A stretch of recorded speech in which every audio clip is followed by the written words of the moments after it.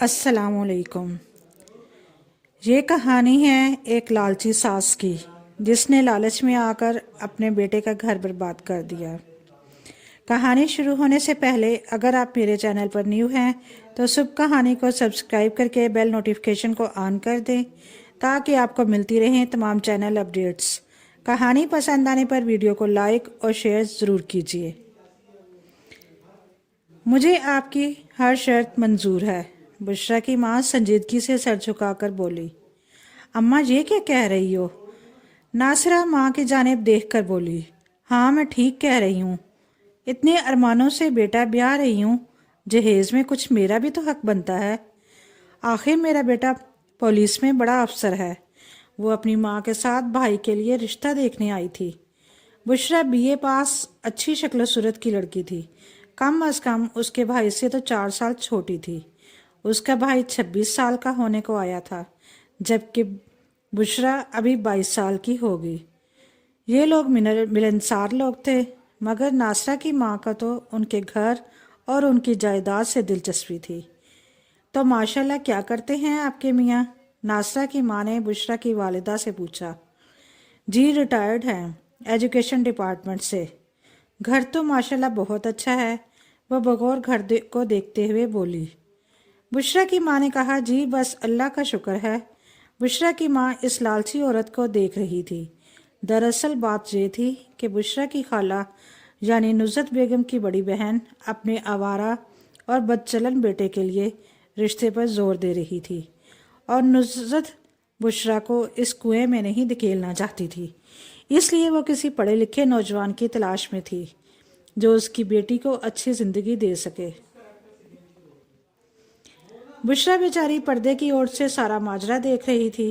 वो सोच रही थी कि लड़कियों और उनके माँ बाप के लिए ज़िंदगी में इम्तहानात ही इम्तहानात होते हैं। उसे पहली ही नज़र में ये आने वाली खातून लालची दिखाई दे रही थी, मगर उसकी माँ ने उसे यही बताया था कि लड़का पढ़ा लिखा और पुलिस में अच्छी पोस्ट पर मुलाजिम है। उसके दिल में काफ़ी वहम थे। बस वो तो चाहती थी कि बेशक बहुत अमीर ना हो, मगर मोहब्बत करने वाला और प्यार करने वाला हो। खाला का बेटा अगर आवारा और बदचलन ना होता तो वो भी अच्छी शक्ल सूरत का मालिक था, मगर उसका चाल चलन अच्छा नहीं था। खाला ने शुरू से ही बच्चों को इतना लाड दिया था कि इस लाड प्यार ने उन्हें बिगाड़ दिया था। नासरा और उसकी अम्मी चली गई। नुज़रत बेगम अपनी बेटी बुशरा के पास आई और बोली, बेटा लड़के की बहन तो बहुत अच्छी है, मगर माँ मुझे कुछ लालची दिखाई दे रही है। जी अम्मा, वो सर झुका कर बोली। पढ़ी लिखी होने के बावजूद वह बहुत फर्माबरदार थी। बेटा मेरी तो पूरी कोशिश है कि तेरा नसीब अच्छा निकले, मगर अगर तेरी माँ से फैसला कुछ गलत हो गया तो मुझे माफ़ कर देना। नुज़रत बेगम ने इतना ही कहा था कि वो आगे बढ़ी और माँ को गले से लगाकर एक साथ रोने लग गई। मेरी अच्छी अम्मा, आप ऐसा क्यों सोचती हैं? आप मेरा अच्छा ही तो चाहती हैं ना। बस अगर तकदीर में अच्छा हुआ तो ठीक, वरना मेरी किस्मत। नुज़रत बेगम बेटी की ताबेदारी पर सरशार हो गई। इधर नासरा और उसकी अम्मी घर पहुंची तो उनका बेटा शाहजेब घर आते ही अम्मी से मुखातिब हुआ। अम्मी, आपको पसंद आई लड़की? हाँ बेटा, लड़की तो बहुत अच्छी है, कम उम्र भी है, मगर जिस तरह उसकी माँ बता रही थी कि उसका वालिद एजुकेशन के महकमे से रिटायर्ड है, उनका घर तो वैसे नज़र ही नहीं आ रहा था। बस मतवसत तबके के लग रहे थे। मेरा तो ख्याल था शायद कोई बहुत अमीर लोग होंगे, मगर उनकी हालत तो हमसे भी कम थी। अम्मी ये तो अच्छी बात है ना, अगर वो हमारे जैसे या हमसे कम है तो अच्छे हैं ना, अपने जैसे होंगे तो एडजस्ट होने में कोई मुश्किल नहीं होगी। शाहजेब की बात सुनकर उसकी माँ बोली, बस कर, तुझे क्या पता लड़कियां ऐसे ही नहीं पसंद आ जाती। कई किस्म की चीज़ें देखनी पड़ती हैं। ख़ानदान में नाम ऊंचा रखना होता है। अपने से ऊंची लाएंगे तो फिर ख़ानदान में इज्जत भी होगी। अगर ऐसी वैसी लाएंगे तो ख़ानदान में इतनी सारी लड़कियां किस लिए हैं? क्या अचार डालना है इनका? मैं तो चाहती हूँ कि बस बहू ऐसी लाऊं कि बस दुनिया देखे। अरे अम्मी, आप तो कमाल की बात कर रही हैं। ऊंची हो या नीची, मुझे उसका क्या करना है? मैं खुद बहुत अच्छा खासा कमा रहा हूँ। मुझे ऊंची या नीची से कोई गर्ज नहीं, बस लड़की अच्छी हो, فطرت کی اچھی ہو، آپ یہ کس چکر میں پڑ گئی ہیں؟ ہاں بھائی، میں بھی تو یہی کہتی ہوں، اس کی بہن بولی، مگر امی نہیں مان رہی۔ ارے تم دونوں چپ کرو، تم دونوں ابھی بچے ہو، تمہیں نہیں پتا، ایک بار پھر سوچ لیں امی۔ مجھے قریشی صاحب نے ان کے بارے میں بتایا تھا اور انہوں نے بہت تعریف کی تھی بشرا کی اور ان لوگوں کی۔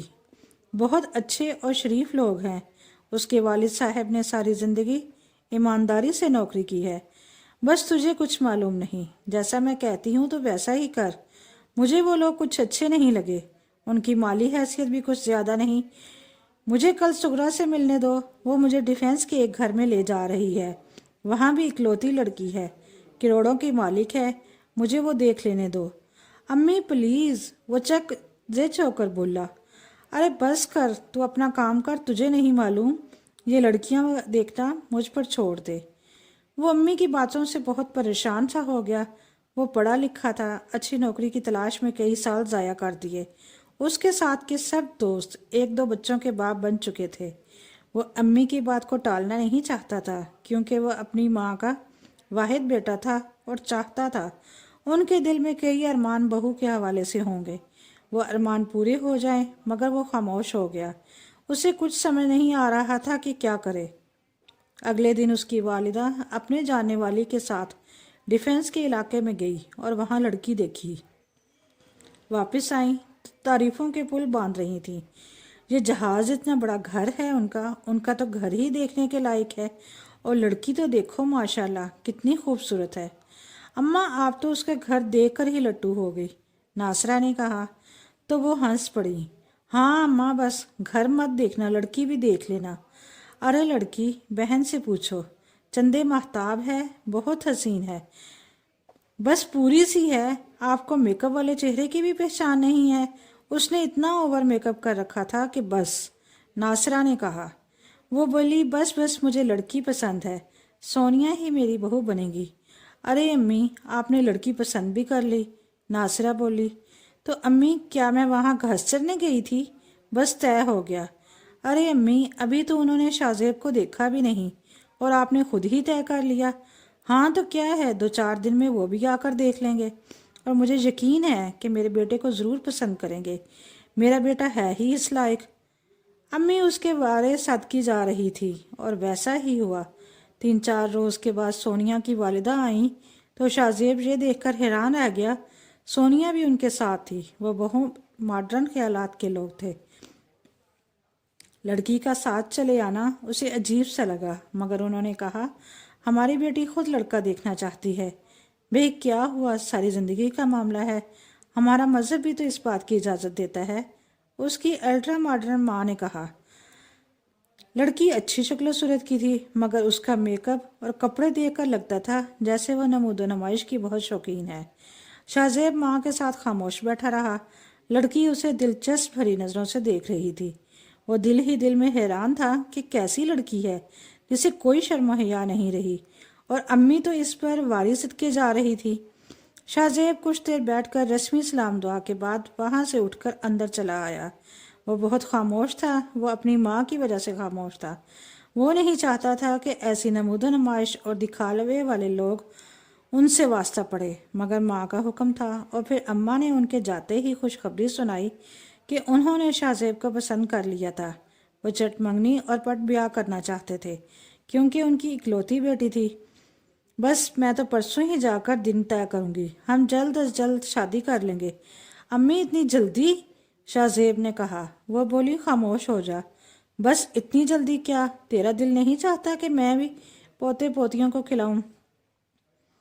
بس چپ ہو جا، جیسے میں کہہ رہی ہوں ویسے ہی ہوگا۔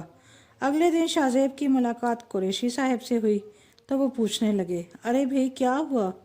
وہ نسیم بیگم صاحب کی بیٹی پسند نہیں آئی تم لوگوں کو؟ قریشی صاحب اینکوں سے اسے جھانک کر دیکھتے ہوئے بولے، وہ قریشی صاحب، دراصل میری امی نے ایک لڑکی پسند کر لی ہے۔ وہ شرمندہ سا ہوا۔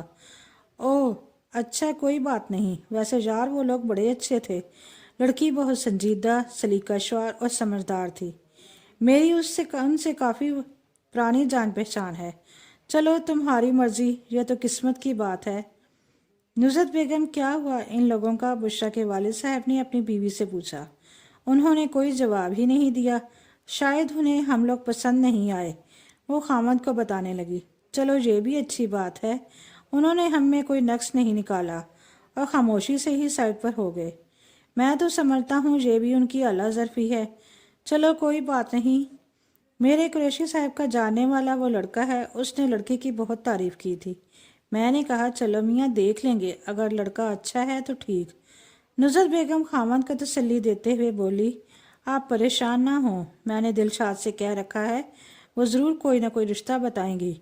ہاں بیگم ٹھیک ہے، مگر تمہاری بہن، ارے اب چھوڑیں بھی، اس کی فکر مت کریں۔ میں نے اس سے کہہ دیا ہے کہ اگر اس کے بیٹے میں کوئی بات ہوتی تو تب تھا نا۔ لڑکا اپنی ماں کے ساتھ اٹلی سے آیا ہے، میں ان کو جانتی ہوں، بہت ہی اچھے لوگ ہیں، بس یوں سمجھ لو کہ ہمارے دور پرے کے رشتہ دار ہیں۔ تم انہیں ایک بار دیکھ لو، انہیں کسی چیز کا لالچ نہیں، وہ چاہتے ہیں کہ بس لڑکی اچھی ہو، پڑھی لکھی ہو، جو وہاں ہمارے ساتھ ایڈجسٹ ہو سکے۔ چلو دیکھنے میں تو کوئی حرج نہیں، ہاں تم کل چل کر میرے ساتھ لڑکا دیکھ لینا۔ اگلے روز بشریٰ کی ماں اس کے ساتھ لڑکا دیکھنے گئی تو انہیں سجاد بہت پسند آیا۔ شریف اور سیدھا سادہ لڑکا تھا، پڑھا لکھا تھا اور اٹلی میں اپنا کاروبار تھا۔ اس نے واپسی پر دلشاد بیگم کو اپنی پسند کا بھی بتا دیا اور انہیں کہہ دیا ہوا کہ ان کے گھر پر آئے کچھ روز کے بعد انہیں اپنے گھر آنے کا پیغام دے دیا گیا۔ سجاد کے گھر والے آئے، انہوں نے بشریٰ کو دیکھا اور پسند کر لیا۔ بشریٰ نے لڑکے کو دیکھا، اسے وہ لڑکا پسند آیا، وہ اپنی قسمت پر شاکر تھی۔ اس نے خدا کا شکر ادا کیا کہ اس کی منزل آسان ہوئی۔ وہ سوچتی کہ اس کے مقدر میں اللہ کی طرف سے اچھا ہی لکھا ہوا تھا۔ دونوں گھرانوں کے معاملات طے پا گئے۔ لڑکا صرف 2 مہینے کے لیے پاکستان آیا تھا۔ ان 2 مہینوں کے اندر ہی وہ شادی کر کے واپس جانا چاہتا تھا۔ 2 ماہ کے اندر اندر بشریٰ کی شادی ہو گئی۔ وہ بیاہ کر سجاد کے گھر آ گئی۔ وہ بہت اچھا اور ملنسار اور خوش اخلاق لڑکا تھا۔ چند ہی روز میں اسے اندازہ ہو گیا کہ اللہ نے اس کی قسمت میں بہت اچھا لکھ دیا تھا، اس کی سوچ سے بھی زیادہ۔ 2 مہینے پلک جھپکتے گزر گئے اور سجاد اس کے کاغذات جمع کروا کر واپس اٹلی چلا گیا۔ ادھر شاہ زیب کی شادی کی تاریخ 17 رکھ دی گئی۔ ناصرہ کی ماں نے خوشخبری سنائی۔ شاہ زیب جان نہیں پایا کہ وہ خوش تھا یا نہیں، بس جیسے اس کی ماں کہتی وہ ویسے ہی کرتا چلا جاتا، اور پھر اس کی شادی ہو گئی۔ سونیا صرف ماڈرن ہی نہیں تھی بلکہ بد زبان بھی تھی، نہ اس کی ضروریات کا خیال رکھتی نہ اس کی ماں کا۔ 11-12 بجے تک بستر پر سوئی پڑی رہتی۔